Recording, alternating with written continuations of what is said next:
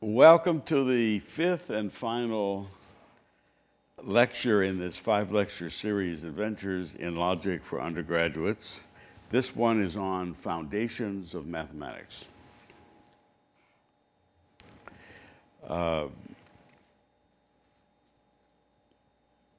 We started on January 18 and once a week, culminating now in Jennings Hall in Ohio State University. Now, in mathematics, we find a huge variety of concepts, and we also find proofs that we believe are beyond dispute. But what exactly are the rules of the game? In other words, what are the allowable methods of creating new concepts, and what are the allowable methods of reasoning in proofs?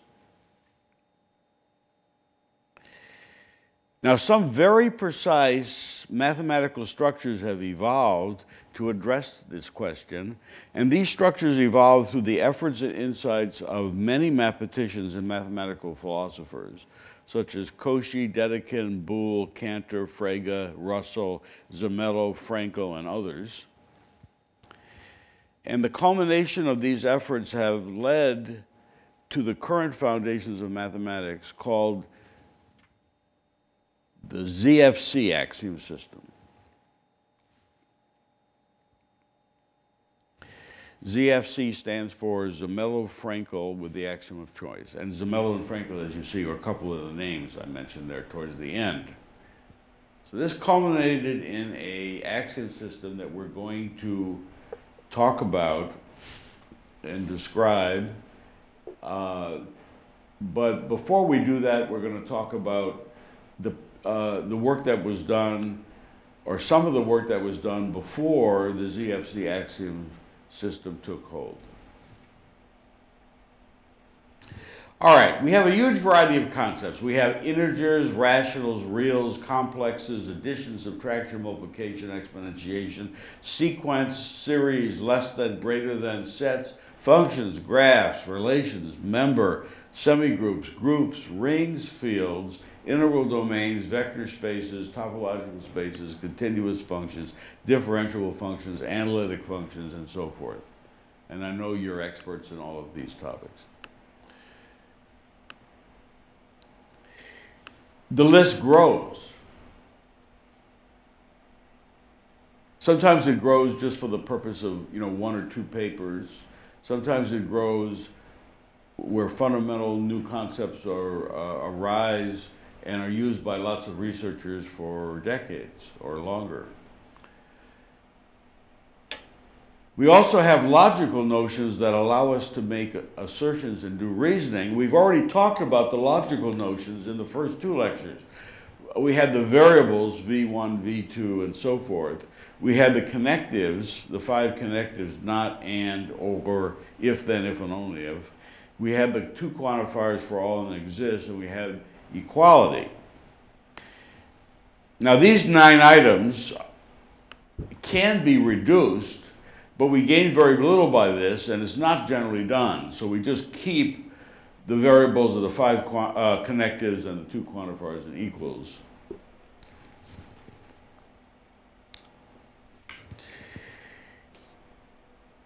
Now, however, we definitely benefit from sharply reducing the mathematical concepts. This we need to do in order to define properly what the rules of the game are for creating new ones. So there's a kind of reduction we want.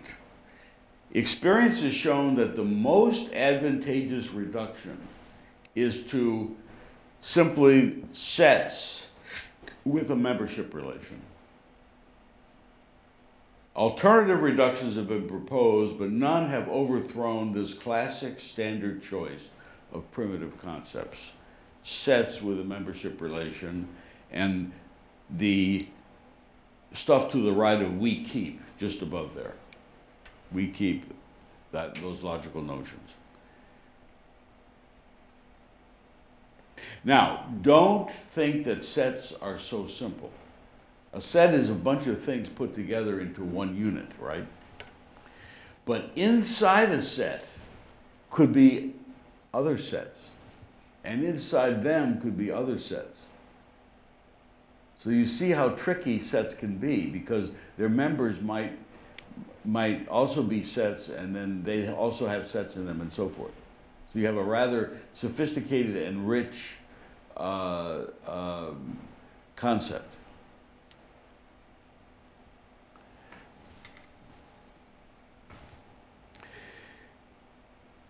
The set theoretic foundations of mathematics is what we are talking about, and in that foundations, everything is a set.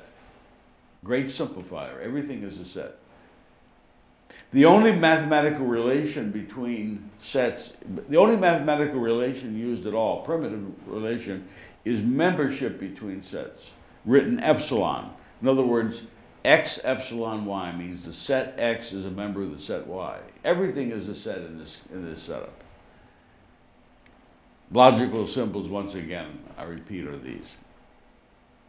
Now, all mathematical concepts are explicitly defined in terms of sets and these logical concepts.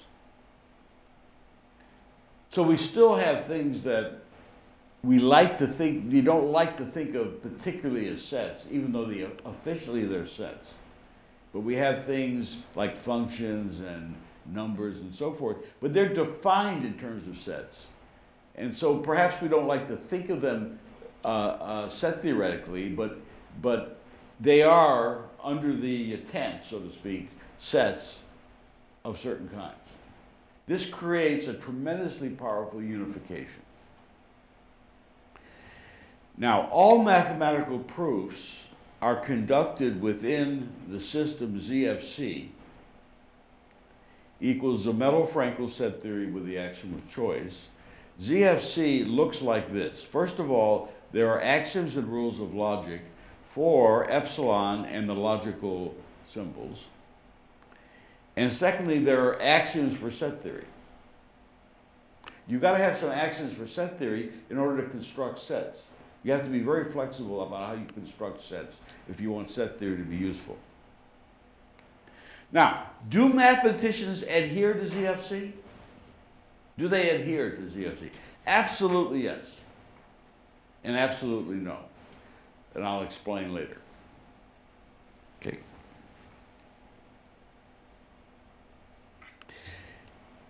One axiom that we need to talk about now, I'm not going to give the systematic list of axioms until later, but one axiom we need to talk about now, which is very important for the conceptual orientation, is the axiom of extensionality. This asserts that if two sets have the same elements, then they're identical. And that's how it's written. Suppose for every z, z is in x if and only if z is in y, then x equals y. Now, what this really means to you is if you know what's in a set, if you know exactly what's in it, then you know everything there is to know about that set. There's no other issues. It's not like whether they're sort of in there, or it's not like whether there's a red paint on the set, you know, on the outside of the set. Nothing like that. It's just what's in there. Now, this idea supports a method on the next page called set abstraction, which is very important for a method of defining sets. Set abstraction goes like this.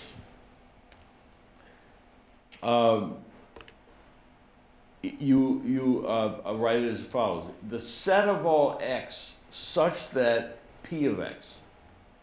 P of x is some property of x. Could be the set of all x such that x is blue, except blue is not definable in this language, okay? But the set of all x such that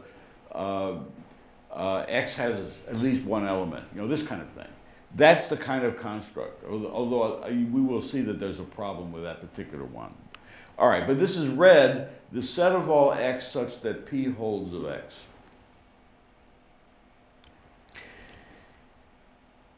That's the set whose elements are exactly the x such that p of x. However, it turns out, surprisingly, that you get into big trouble by assuming that this always does define a set. There's, in the next page, I'm going to show you some big trouble. But there is one that causes no trouble. There is a variant that causes absolutely no trouble, and that is the set of all x in A such that P of x, where A is a set. In other words, if I have a set, somehow I got it. I got this set. Then I can carve out the elements of that set that obey any condition whatsoever, as long as the condition is well defined mathematically. That's what this principle says. So once I have a set, I can just take some of the things in it. That always works, and that's another fundamental axiom of set theory called separation.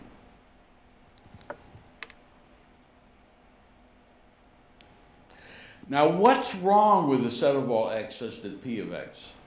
The history of set theory is such that this was automatically assumed to be just fine. The set of all x such that some property of x holds. This was thought to be just fine, and then Bertrand Russell pointed out that in 1903 that this runs into a big trouble, the worst nightmare of all for mathematicians. The worst nightmare is that you get to prove something is both true and false. If you get to prove something is both true and false, that's considered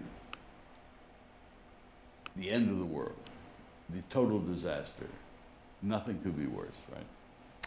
Okay, so let's look at the set of all x such that x is not an x.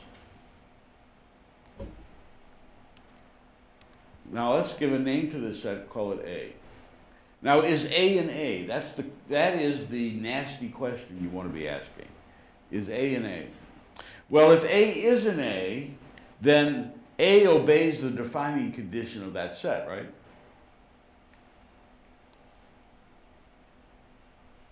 So that means that that means that A is not an A.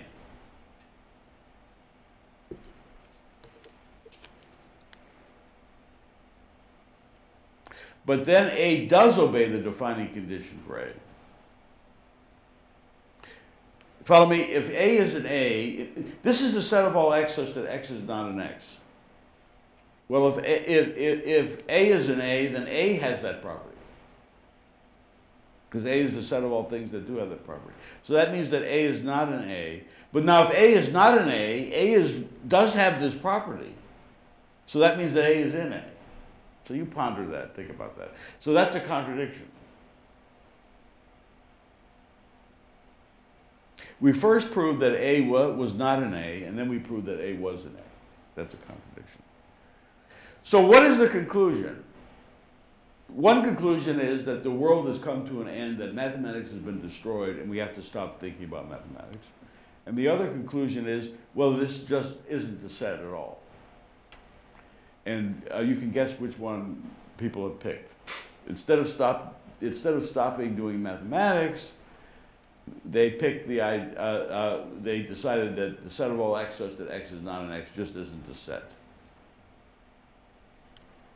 Okay. Now, what about the set of all x such that x equals x?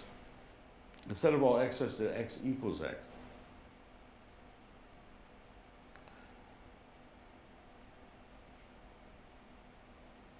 Well, suppose this exists. Let's call it B. And by the way, what is that set? That's the set of all things, right? That's the set of all sets, so to speak. Now, notice that everything is in B, and we can write the set of all x in B such that x is not an x.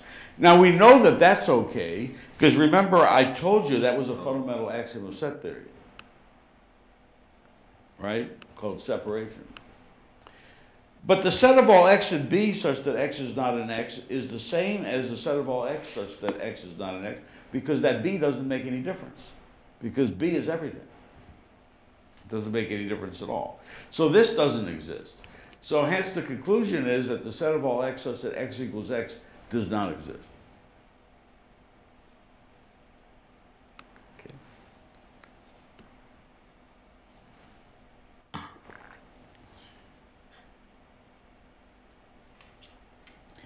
All right, so let's talk about some stuff that does exist.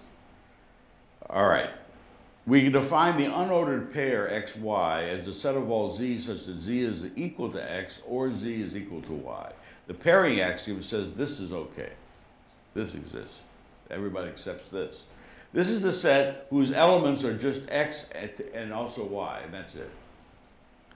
Now we can also define singleton x as, or the set consisting of x, or singleton x, as just the set of all y such that y equals x. In other words, singleton x just has one thing in it, namely x.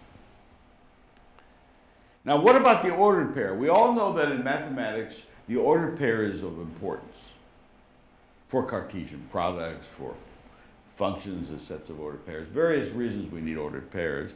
And so what is the ordered pair? Well, every way of doing this in set theory is a little bit artificial, but the following one has become the most standard one.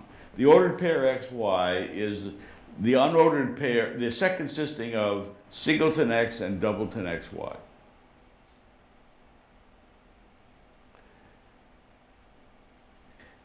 The only thing we care about is this. If two ordered pairs are equal, then their respective first terms are equal and second terms are equal.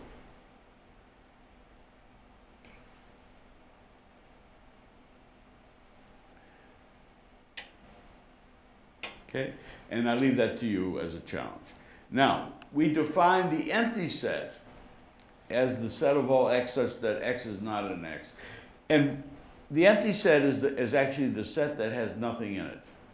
So it's very important to have a set that has nothing in it. Otherwise, you have a lot of problems. So this is a very well-respected set.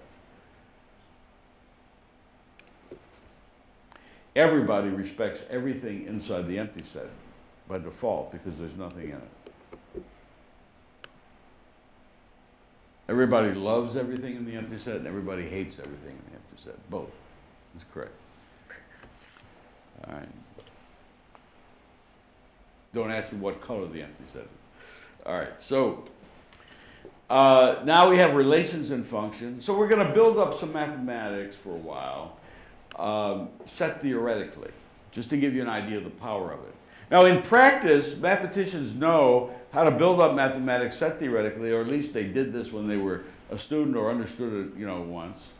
And then they sort of, they live sort of higher up where all this has been done, and then they just work with the concepts and forget about the set theory underneath.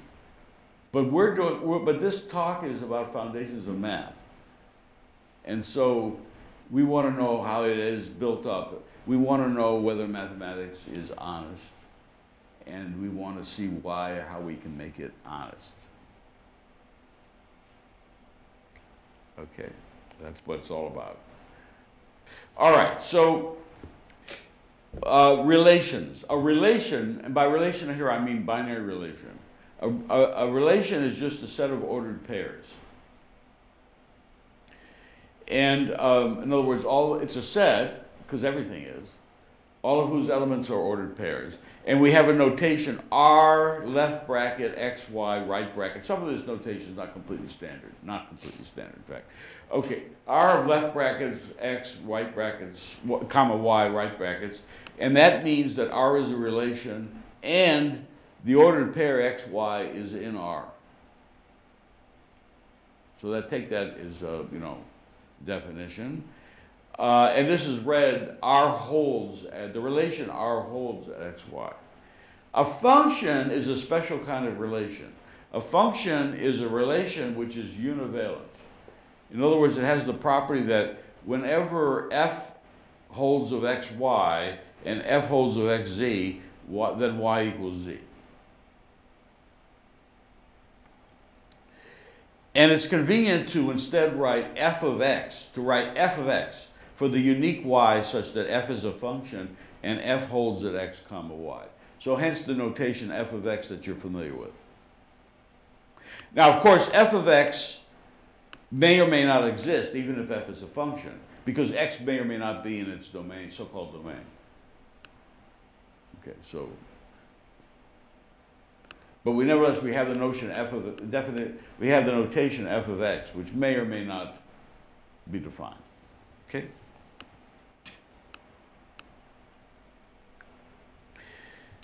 Now we introduce some more standard things. X is contained in Y, or X is a subset of Y, means for every Z, everything in X is in Y. For every Z, Z is in X implies Z is in Y. The domain of X is the set of all Y such that X is a relation, and there is a Z such that X holds of YZ. Usually you define, it's common to define domain and range for relations, not just functions. Range of X is the set of all Y such that X is a relation, and there is a Z such that X of ZY. Now the very famous F colon A arrows B. F is a function from A into B. Means F is a function whose domain is A and whose range is contained in B. You're familiar with that? We define the union of two sets as the set of all Z such that Z is in X or Z is in Y. We define the intersection of two sets as the set of all Z such that Z is in X and Z is in Y. And we define X minus Y, set theoretic minus, as a set of all Z such that Z is in X and Z is not in Y. Now we don't want the full complement. The full complement would say take the set of all things that are not in there, right? Because the full complement of the empty set would be the set of all X such that X equals X, right? Everything is outside the empty set, and that we know doesn't exist. So we don't want to be taking full complements. We don't want to take relative complements. That's why in Boolean algebra, one's careful to have what's called a universal set. So you take complements relative to that big set, if you know what Boolean algebra is. Okay, it's very important to have number systems, or else you really can't do much math. So the natural numbers are the starting point for most people in anyways, and also in set theory. So the natural numbers in set theory are somewhat artificial, although they have their adherents, people who've fallen in love with them. But this is the standard way to do natural numbers in set theory. And I give 4 different equivalent ways of doing it, which amount to the same thing. The first one is 0 is the empty set. 1 is set consisting of the empty set. 2 is set consisting of the empty set, comma, singleton the empty set. 3, and so forth. And now here's the pattern. That might look like just a maze to you, but if you look at it, the second line reveals a lot. 0 is the empty set, 1 is the set consisting of 0, 2 is the set consisting of 0 and 1, 3 is the set consisting of 0, 1, and 2, 4 is the set consisting of 0, 1, 2, and 3, and so forth. In other words, each number is the set consisting of the previous numbers. This is the same as the first line, but it's a little bit more understandable. The third line just flat out defines it arbitrarily for any n.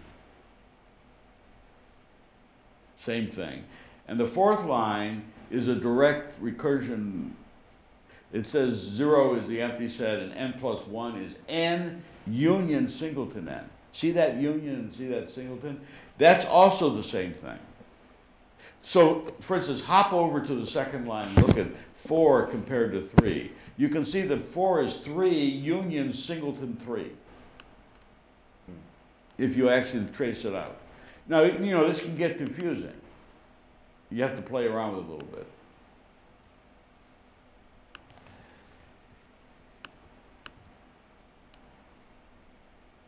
Now, no matter how you define natural numbers in set theory, and you can define it other ways. That's just the most common way to define it, but you can define it other ways.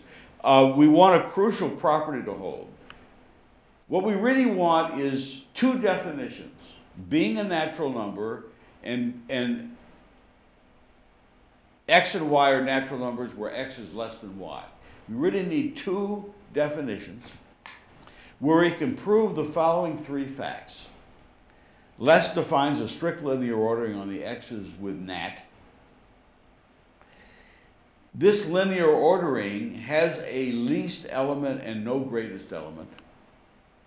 And also every non-empty set, all of whose elements have nat, has a least element under less.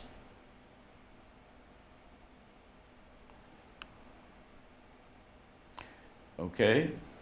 These are three crucial properties that we want a definition to have. And now I haven't really given any real definition. These are intuitive definitions with dot, dot, dots in them or various kinds of recursive definitions. These are not legal set theoretic definitions. That's harder. And the challenge is to give two definitions that do work. And even harder is make sure you only talk about finite sets. Stay within finite set theory. Now, finite set theory is a very important fragment of full-blown set theory, and it's to be taken quite seriously. It's quite interesting and important. So if possible, if you can stay within finite set theory, that's a good idea. But sometimes you can't. Okay. Challenge. Suppose you have two different ways of doing this. Nat less and also nat prime less prime. Then you should be able to state and prove an isomorphism theorem that basically they're the same thing. Okay. That somehow you get the same thing. Structurally. Okay. And this can be done. Within finite set theory, in fact. All right, now the development of number systems. Once we have nat and less, we can explicitly develop the number systems, and there'll still be some artificialities, but they'll be limited and manageable. We've stayed so far within finite set theory, in particular the set of all x such that nat x has not been used. And that would be infinite. That would be infinite. Now, full-blown ZFC, the gold standard foundation for mathematics, does have an axiom of infinity. And because mathematics needs infinity. Whether computer science needs infinity is a little bit of a tricky issue.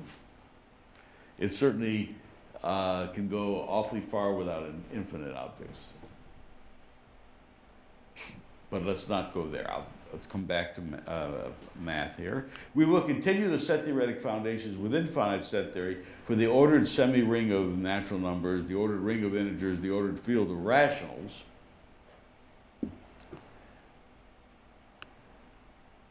In other words, in school, you're just given these number systems and you learn how to play with them. Nobody ever told you where they came from, what their foundation is, why they're legal, anything, right? They just show you these systems and have you work with them.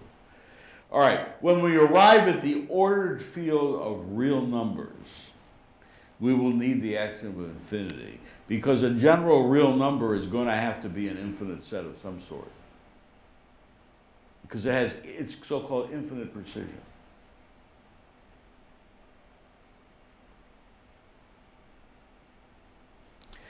All right, how do you do addition on the natural numbers? Well, the first thing we want to talk about is Cartesian products. So A cross B is the set of all ordered pairs x, y such that x is in A and y is in B. This also follows from the axioms of set theory, even though it's not an explicitly stated axiom, it does follow. It's a main theorem that you can do this.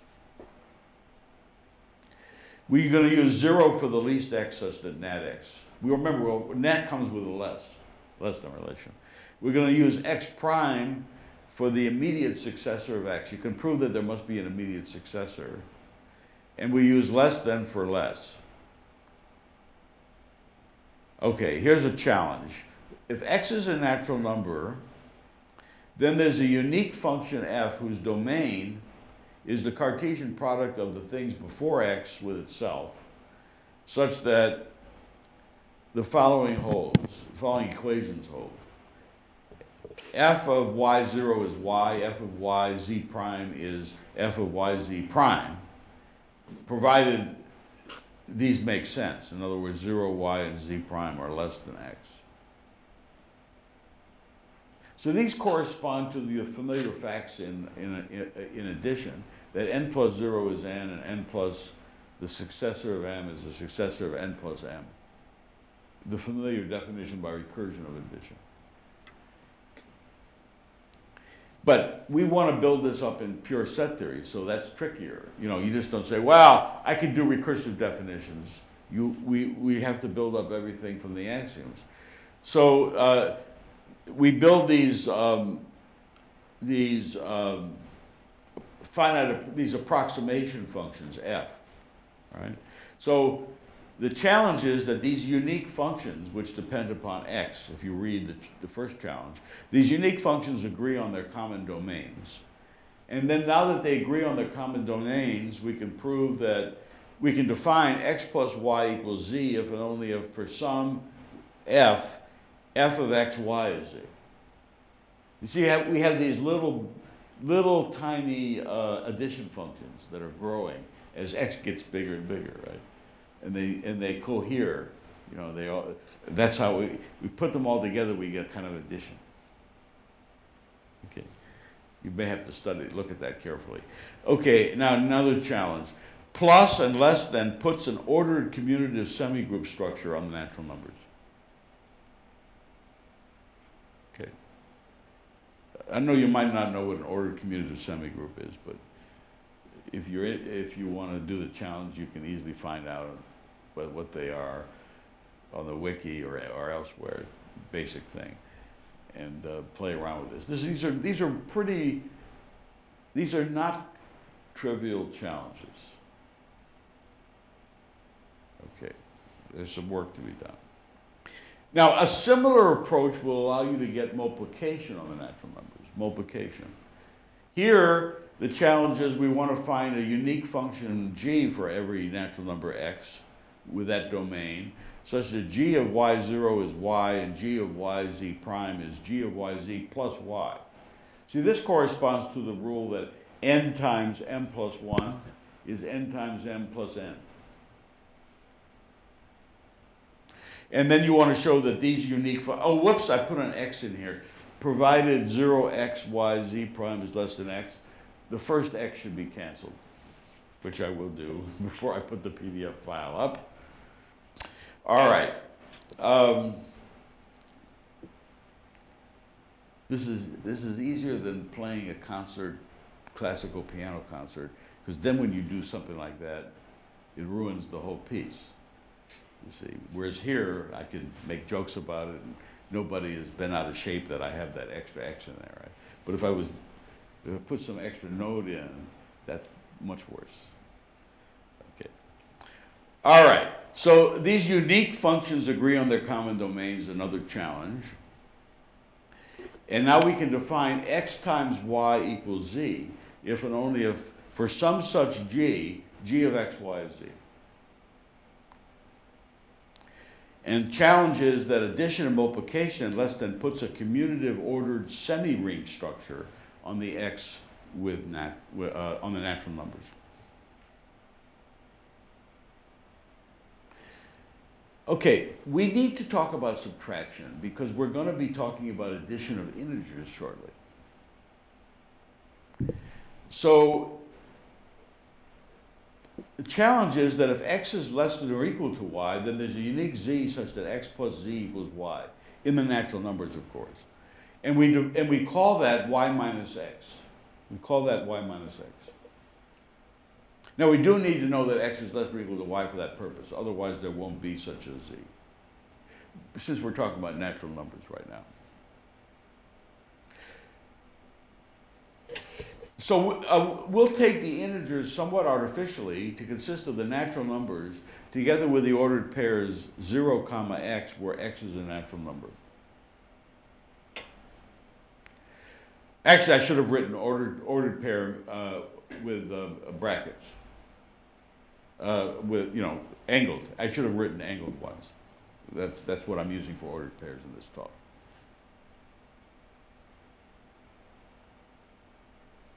That's sort of like I played the wrong chord in the wrong played the chord in the wrong register and played it here instead of down here. You see. But, we can live with this, okay. All right, so less than or equals, plus, minus, and multiplication appropriately can be defined for the integers, by cases. You're all familiar with this idea that when you add integers, it's sort of like subtraction, or it could be like addition. You just have to worry about your signs. It's things like that, So similarly for multiplication. This is not the only way to do it. It's not necessarily the favorite way mathematicians like to do this, but this is a good way to do it. It's also useful to have x divides y means there is a z such that x times z is y for integers. And we write y divided by x for the unique z in this case. All right, challenge. If x and y are integers and y is not 0, then there's a greatest z such that z divides x and z divides y. This is written the GCD of xy, so-called greatest common divisor. Greatest common divisor. You've probably heard of this. Okay. In elementary number theory, this plays a very prominent role. All right, now we move on to the rationals because we did need some preliminary things. To build the rationals, it's probably best to first develop the pre-rationals, which are the x comma y, where x and y are integers, and y is bigger than 0. Okay, I call them pre-rationals because this would include things like 3 divided by 6, where I really want to only have 1 divided by 2. Okay. So the pre-rationals have an addition function. It's done the usual way. A over b plus c over d. You multiply the denominators and do the cross multiplies. And when you multiply fractions, I think you know how to do fractional arithmetic. Okay, I'm convinced of that. All right. So and now we say that two pre-rationals are equivalent if and only if x times w is equal to y times z. And you're familiar with that rule. 3 over 6 is the same as, as 1 over 2, because when you cross multiply, you get the same thing. Okay. So, yeah. Okay, so equivalence is an equivalence relation. It's an equivalence relation, and it's compatible with addition and multiplication. So when you plug in equivalent things, you get equivalent things. You can prove that. Now the actual rationals are the pre-rationals, where the GCD is 1. And that's just a fancy way of saying that you've taken all the common factors out. So, you're taught in school, when you have something like 4 over 6, reduce it to 2 over 3. And 2 over 3, the GCD is 1. And now, how do you get the reduced form from a pre-rational? You just divide by the GCD. Divide by the GCD. That's called the reduction or reduced form. Now, the sum and product of rationals is obtained by taking the sum and product as pre-rationals and then taking the reduction at the end. So plus and times puts a commutative field structure on the rationals using the ordering xy less than zw if and only if x times w is less than y times z.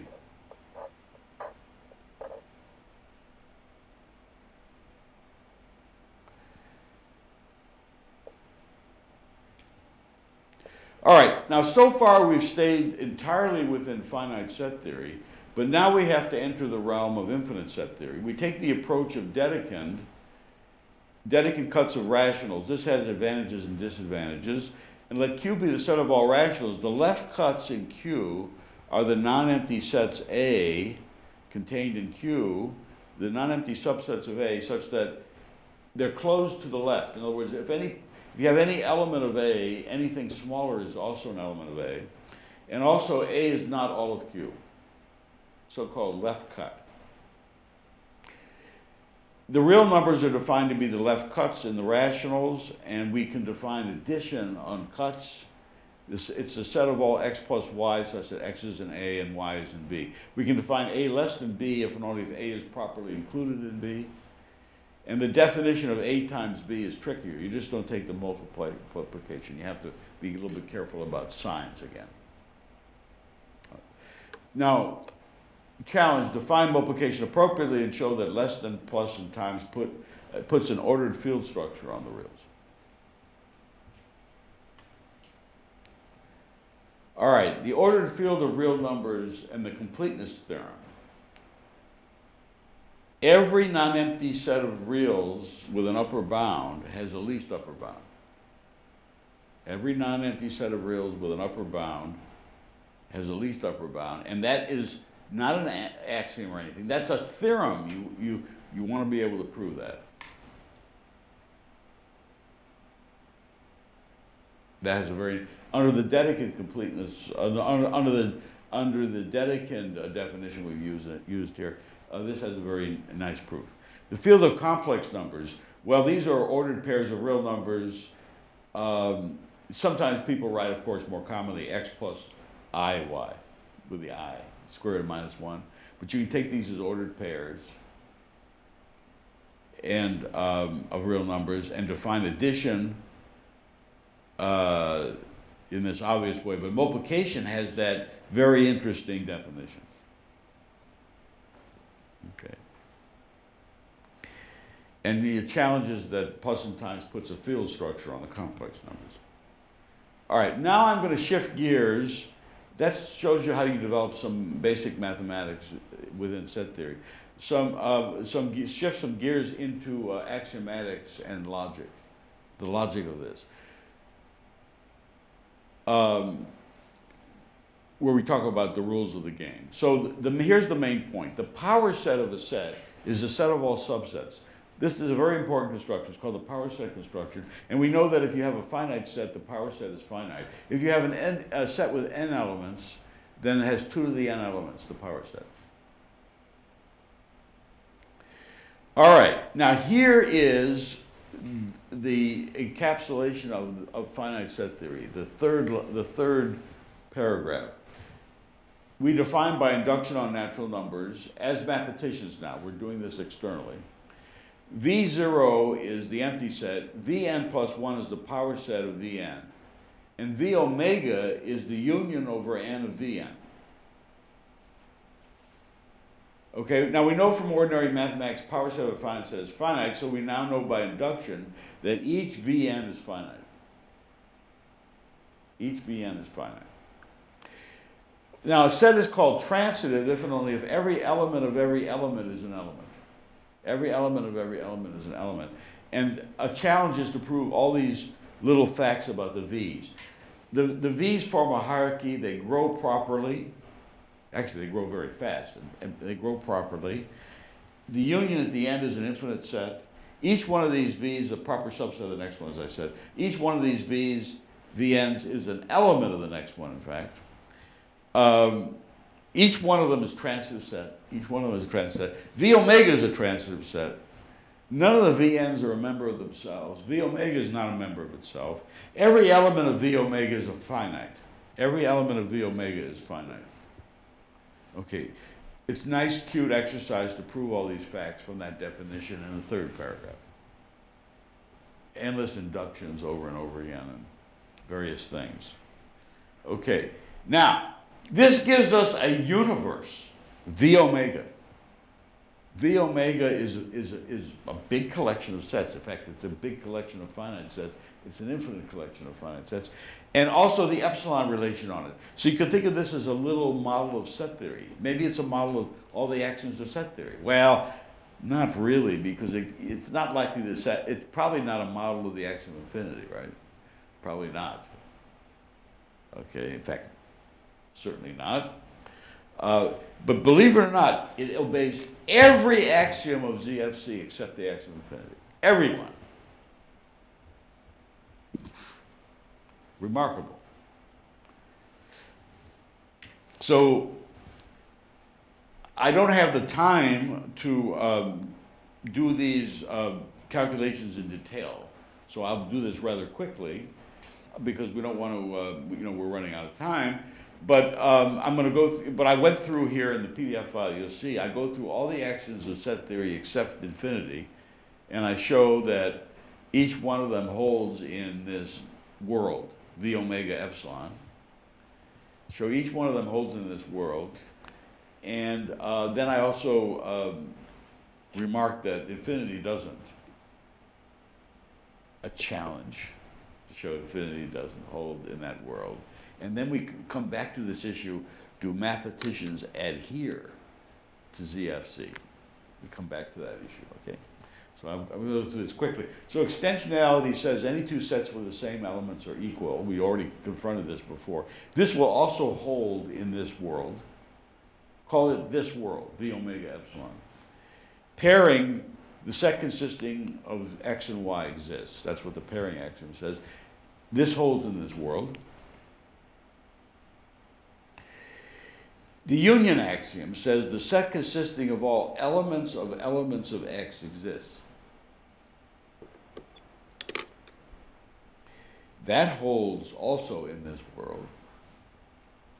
The separation axiom says, we came across this before, the set of all x in capital A such that any given property holds of x. That also holds in this world.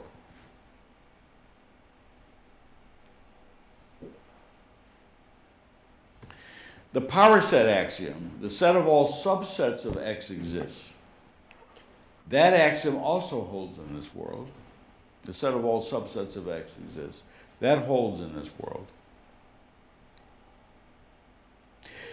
I should mention there's a very there's an important notion that I used for the next slide, which is the rank of a set, which is an important idea. If x is in this world, or if y is in this world, I use y. If y is in this world, V omega, then you could take the least n such that y is in Vn, right? Because the V omega is just the things that are in the Vn's, the various Vn's. So you can take the least n such that y is in Vn. That's called the rank of y. And that has a very important property, that the rank of a set is always strictly bigger than the rank of all of its elements. The rank of a set is bigger than the rank of all of its elements. This is an important idea. All right. Anyways, the axiom of foundation says every non-empty set X has an element disjoint from X.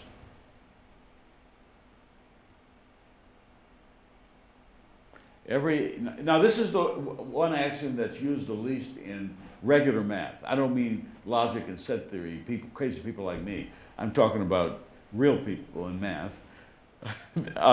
And computer science and so forth. They don't use this. This axiom is a little bit more obscure. Okay. Every non-empty set X has an element disjoint from X. The axiom of choice. Let A be a set of pairwise disjoint non-empty sets. There's a set that has exactly one element in common from all elements of A. You've probably seen this. That's called a choice set. All right. And that also holds in this world. Finally, there's an axiom of replacement, which is actually stated slightly more strongly than normal. But let's state it this way. This says for every x in A, if there's a y such that some relation holds, the given relation holds, then there's a z so encompassing that for every x in A, there is a y in z such that this holds. And I can actually wave my hands a little bit about this. So I have a set A, and for every element of A, I can find some maybe wild high-level set, y, such that x and y are related in some way. And as x changes, I might have a different y as x changes. Then I can somehow find some gigantic set that encompasses all those y's that I need. Some huge set such that for every x in A, I can find a y in that huge set with this property. Now, this certainly holds in this world. Okay, this certainly holds in this world because every set is finite, and so there are only finitely many elements of A, and so it's pretty clear you can put them together. All right. So we have shown that ZFC without the infinity axiom holds in this world. ZFC without the infinity axiom holds in this world. To recap, ZF consists of the axioms and rules of logic together with extensionality, pairing, union, separation, power set, foundation, replacement, infinity. ZFC consists of the same, but the axiom of choice is added. And the infinity axiom is this killer. This says, there are many ways to state it, but this is the most common one. There is a set A where the empty set is in A, and given any x in A, x union singleton x is in A. This should remind you of that page. Remember where I had 4 different lines giving you the definition of natural number in set theory? Or a common way to do it with all those squiggles? Okay. That's the basis of this axiom of infinity. All right. Challenge. Infinity fails in V omega epsilon in our world. Now, mathematics is based on full ZFC with the infinity axiom. Things get much more wild when there's an infinite set around. Everything has to be sort of rethought. But really, it's the same principles, the same axioms. Just infinity is added. Very interesting. Do mathematicians adhere to ZFC? Absolutely yes. ZFC is still the gold standard for the axioms used in a proof that do not have to be acknowledged. Rarely, more axioms are used and sometimes needed, most commonly in set theoretic investigations. For instance, the continuum hypothesis, the existence of measurable cardinals. The use of these controversial axioms are required to be acknowledged. So ZFC is the protected thing. You don't have to, if you use an axiom of ZFC, you don't have to say so because it's part of the furniture. If you go beyond ZFC in some way, which is extremely rare, you have to say what you're using. So that means that ZFC has this preferred status. Absolutely yes. Absolutely no. Mathematicians present proofs in free form and are not tied down to any formalism. ZFC is far too cumbersome for any mathematician to adhere to. Now, both of these statements are correct. These two answers have been reconciled to a large extent. Very highly sugared, the computer scientists here know what I mean by sugar, right? Very highly sugared forms of ZFC now exist as interactive computer programs. With the help of a computer, absolutely rigorous formal proofs have been created for a large body of theorems in highly sugared ZFC.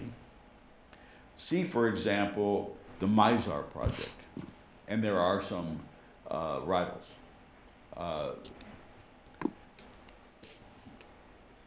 Well, that's it. Thank you very much.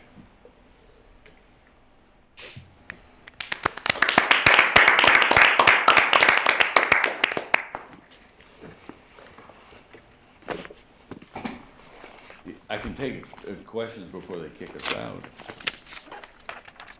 Any?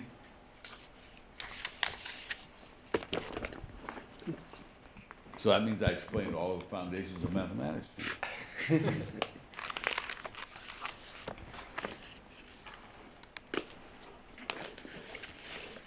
Too busy for any lunch?